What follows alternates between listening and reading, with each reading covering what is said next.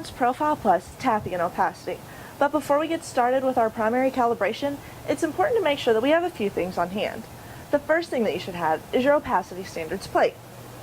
Next, you'll need your Opal opacity standard.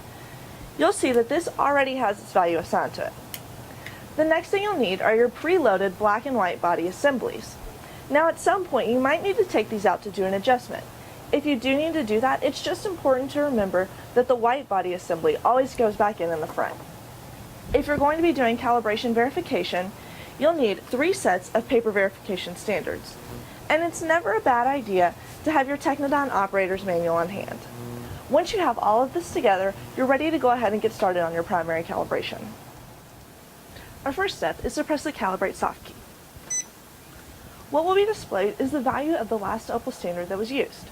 Since we're going to be using the same standard that we used last time, its assigned value of 81.4 already matches what's stored in our instrument. Now more than likely, the value of your standard is not going to match what's stored in your instrument, so you'll press the Edit soft key and you'll follow the on-screen instructions in order to set your new information. Before we can load our standard, it's important to make sure that it's clean. So you'll want a cleaning solution and a non-abrasive, non-optically brightened cleaning wipe.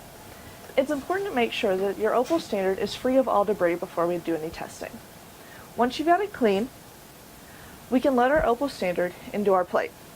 Making sure that the data is face down and near the sample opening, we can go ahead and place that in and we'll load our plate.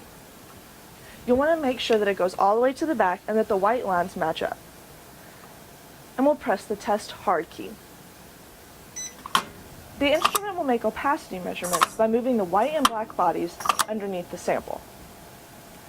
On the display, you'll see the standard value, which in our case was 81.4, and you'll see the real-time sampling data from the current measurement. This should measure within plus or minus 0.3 of the standard value.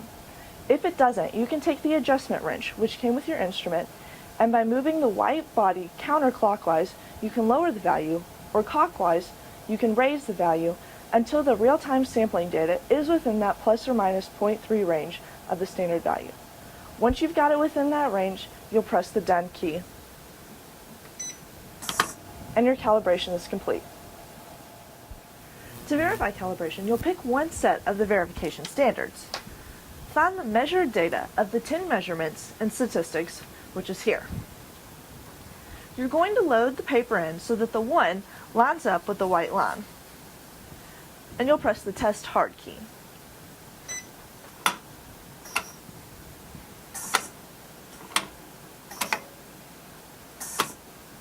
Once it's done reading number 1, you'll move it over to 2 and press the Test key again.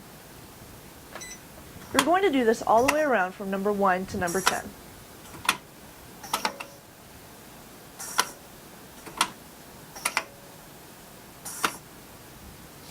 Once you've gone all the way around all 10, you're going to press the Statistics soft key.